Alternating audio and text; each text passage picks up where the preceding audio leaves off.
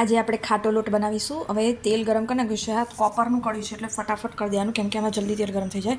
જો તેલ ગરમ થવાની નિશાની શું છે, અંદર પરપોટા છૂટે છે. હવે થોડુંક જીરું નાખીશું. આમાં જીરું જ જોઈએ, બરાબર. જો આ જીરું છે ને એડવાન્સમાં થોડું નાખવાનું, તાકી બળી ના જાય, કેમ કે જલ્દી બાળી નાખે જીરું. હવે જે મેં મરચાં નાખું છું એની અંદરથી મેં પેલો ભાગ કાઢી નાખ્યો છે બિયાવાળો, એવા મરચાં નાખી રહી છું. હવે આદુ મરચાંની જરીક પેસ્ટ મને ભાવે છે એટલા માટે, તાર શિયાળો ચાલે છે એટલે આ લીલું લસણ. જો બરાબર. જો તરત થવા માંડ્યું. મીઠું અત્યારે નહીં નાખવાનું, એ પાછળ જઈને નાખવાનું. આવી રહ્યું મીઠું.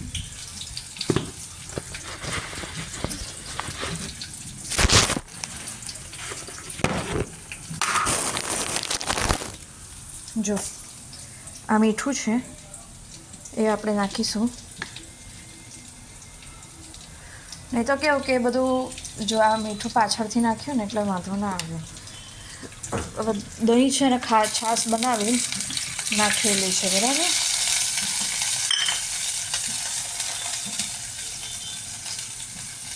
તો આ જે આ રીતે બનાવ્યું છે થોડી વાર થવા દેવાનું, પછી આમાં પરિણામ હલાવી દેવાનું, એટલે કેવું કે આ વઘાર બળી ના જાય. આમાં થોડી વાર થવા દેવાનું. થોડી વારમાં આપણે પાણી નાખીને આની અંદર એ કરી દઈશું, બરાબર. હવે હું પાણી લઉં છું. 1 કપ વાળું બહુ થઈ ગયું. જો મેં આ પાણી નાખ્યું, જોઈતા પ્રમાણમાં નાખવાનું, બરાબર. હવે આપણે આ મકાઈનો પીળો લોટ છે એ નાખીશું.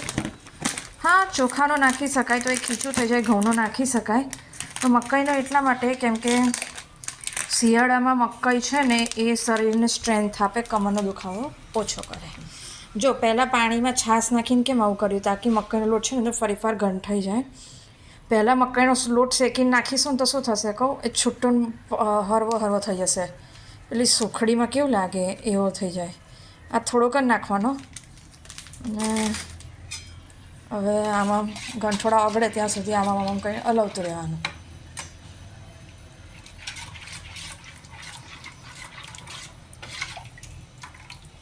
જો આ ઓગળી ગયા ને બધા ગંઠોડા. મેદાનો મહેરબાની કરીને કોઈ દિવસ બુદ્ધિ ચલાવીને આમાં નાખવાનો નહીં લોટ, નહીં તો સારો નહીં લાગે. જો આ ખીરા જેવું થઈ ગયું ને, કઢી જેવું. ઓકે, તો હવે આપણે થોડો લોટ ઓર નાખીશું. થોડો એટલા માટે કેમ કે એ પાછળ જઈને સ્વાદવાળો બને.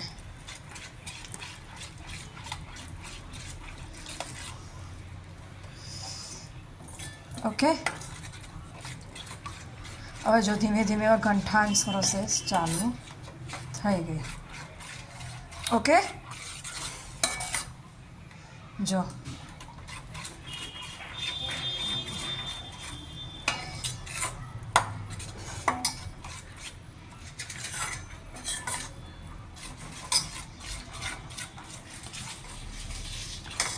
આ કેવો કઢી જેવો થઈ ગયો. કઢી નહીં પણ થોડો જાડો.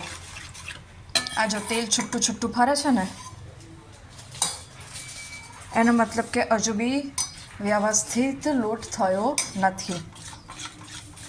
તેલ છે ને છૂટું ફરવાનું બંધ થઈ જશે તારે લોટ વ્યવસ્થિત થઈ ગયો. જો હજુ તેલ ફરે છે. લોટ છે ને બધું તેલ પી જશે. જો આ જો ઉપરથી તેલ ફરે. કન્ટિન્યુઅસ હલાવવું જરૂરી છે, કેમ કે આપણે કોપરનું લીધેલું છે, જલ્દી ખાવાનું બને એટલા માટે. અને ના હોય ને કોપરનું તો તમારે હલાવતા રહેવાનું, નહીં તો છે નીચે બળી જાય ને તો ઉપરનું આપણે બરેલું ના છોડી અને પછી ઉપરનું ખા જાય ને તો મજા ના આવે. એટલે આવી રીતે લેવાનું રહેશે. જો ધીમે ધીમે તેલ છોડવાનું હવે ધીમે ધીમે બંધ કરી રહ્યું છે. કેમ તો કે લોટ હવે ગંઠાવા આવે છે. હજુ કહું છું, મકાઈનો લોટ છે ને ઓલવેઝ શિયાળામાં જ ખાવાનો, તાકી કમરને એવું બધું ના દુખે. ગુંદરને બધું ખાઈએ વાત બરાબર છે એ વસાણું તરીકે, પણ એકવાર મકાઈનો લોટ ખાઈ જવાનો એટલે ખબર પડી જશે કે શિયાળામાં કેટલો હેલ્પફુલ થાય છે. મકાઈના લોટને ઓલવેઝ એરટાઈટ રાખવામાં આવે છે.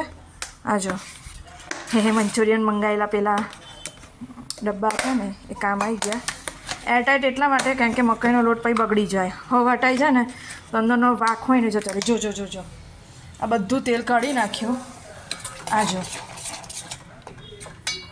બધી જગ્યાએથી મેં કીધું હતું ને બધી જગ્યાએથી તેલ જતું રહેશે હા તમે ચાહો તો આમાં લોટમાં હળદર નાખી શકો પણ મને નહીં ભાવતી એટલે મેં નહીં નાખી જો હવે છે ને પેલું ફણગા ફૂટે ને એમ હવે ફૂટશે એટલે ઓકે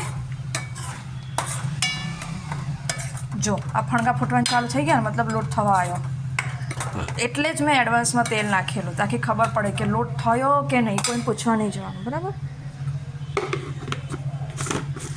આપણે મીઠું બીજા હાથથી બંધ કરી દીધું જો આ જો નીચેથી ફણગા ફૂટવાનું ચાલુ થઈ ગયા એનો મતલબ કે આ થવા આવ્યો છે લોટ જો બધી બાજુથી તેલ એણે ખાઈ લીધું છાશમાં કેમ પાણીમાં કેમ નહીં તો દહીંવાળું ખાઈએ ને તો વિટામિન મળે અને રાત્રે ખાઈએ ને તો ડાયજેસ્ટ થવામાં એને વાંધો ના આવે એટલે આયર્નની કમી આપણને સદાય માટે પૂરી કરી દે દહીં ખાટું ચાઈલ્ડ જેવું નહીં લેવાનું મીડિયમ લેવાનું મસ્તીવાળું છે કે અને મસ્તીવાળું ના હોય તો ખાટું હોય તો પાણી કાઢીને વાપરી લેવાનું જો લોટ તૈયાર થઈ ગયો ખાટી ખાટી સ્મેલ આને ચાલુ થઈ ગઈ બરાબર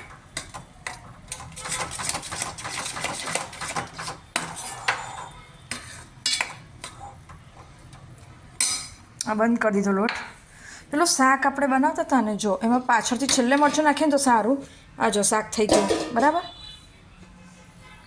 આ હવે હું મૂકી દઉં છું પાછું મીઠું બરાબર છે આ નવો ડબ્બો આવ્યો છે એની પાછળ મેં મીઠું મૂકી દીધું આ છે આપણે એઝ ઇટ ઇઝ ફ્રીજમાં મેલ દઈશું फ्रिज कम और डिमांड ज़्यादा लग रहा है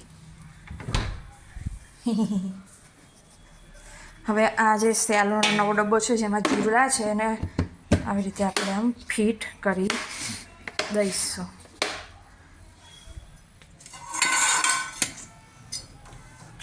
આ જે લોટ બનાવ્યો છે એમાં ઓનલી ને ઓનલી સિંગ તેલ નાખવાનું રહેશે તો જ મસ્ત લાગશે સિંગ તેલ છે ને ઓલવેઝ કમ્પ્રેસ નહીં લેવાનું પેલું લેવાનું અનફિલ્ટર લેવાનું રો તો એ છે ને પાછળ જઈને હેલ્પ કરે ભલે તમને હાર્ટ એટેકવાળી ફિલિંગ આપે પણ એ જ સારું કહેવાય જે ડબલ ફિલ્ટરવાળું આપણે સિંગ તેલ આપણે હોશિયારી મારી લઈએ ને સ્માર્ટ કામ એ છેલ્લે આપણને નડે જ કેમ કે જો એ ડબલ ફિલ્ટરવાળું આપણે સિંગ તેલ ખાઈએ છીએ ને પણ એ પછી છે ને માયોકાર્ડિયલ ઇન્ફેક્શન કરાવડાવીને એ પાછળથી એને ખબર પડે અમને અત્યારે જે ડૉક્ટરો બકબક કરે ને પણ એ લોકો ખુદ ડબલ ફિલ્ટરની જગ્યાએ રો ફિલ્ટર ખાય છે એ રો ફિલ્ટર કરે ને તો એમાં પહેલાં ઘાંચીને જ ફાયદો થાય એ ખોળ વધારે નીકળે એટલે પછી એ વેચી મારે પેલા પશુપાલનવાળા હોય ને હવાની ઉપર આપણે સિંગ તેલ જો આ જીવડું નથી આ ખાવાનું છે કાચું સિંગ તેલ ગરમ કર્યા વગરનું નાખી દઈએ નહીં તો કોઈ બી ખાટું અથાણું હોય ને ગુંદાનું કે એનું તેલ નાખીને ખાઈએ ને તો બી મસ્ત લાગે મેં તેલ કીધું છે ગુંદાનું અથાણું ઠપ કરવાનું નહીં કીધું બરાબર તો હવે આપણે ખાઈને પછી આપણે બનાવીશું રોટલી હે હે હે હે હે હે હે હે હે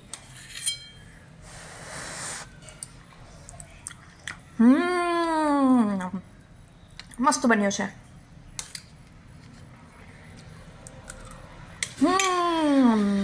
મસ્ત લાગે ખાટું ખાટું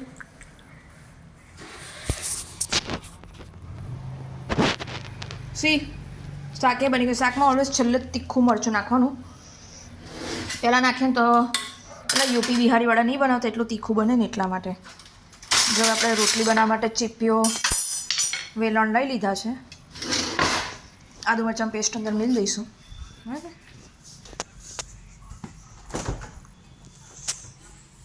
મહેરબાની કરીને આવી બુદ્ધિ નહીં ચલાવવાની કે ફ્રીજ અને ઘંટી આવી રીતે પાર્ટીશનમાં મૂકવાની આવી બળદ બુદ્ધિ વાપરીએ ને ત્યારે જ પછી દર 6 મહિને કે દર 5 વર્ષે આપણે ખર્ચા કાઢવા પડે આનું વસ્તુ રિપેર કરવાની કેમ કે છે ને જગ્યા ના મળે ને એની ગરમ હવાને બહાર નીકળવાની એટલા માટે આ છે ને ફ્રીજ આમ પેલું કન્જેશન ફીલ કરે ને ગભરામણ એના લીધે બગડી જાય બરાબર. બબુચક બુદ્ધિ એસાએ આપણા ઘરમાં પિંક કલરનું કરાવડાવ્યું છે, પણ એને નહીં ખબર કે આનો મિનિંગ કેટલો ખરાબ. એ તો સાફ કરવા આવવાનું નહીં, મારે જ કરવું પડે છે. Okay bye.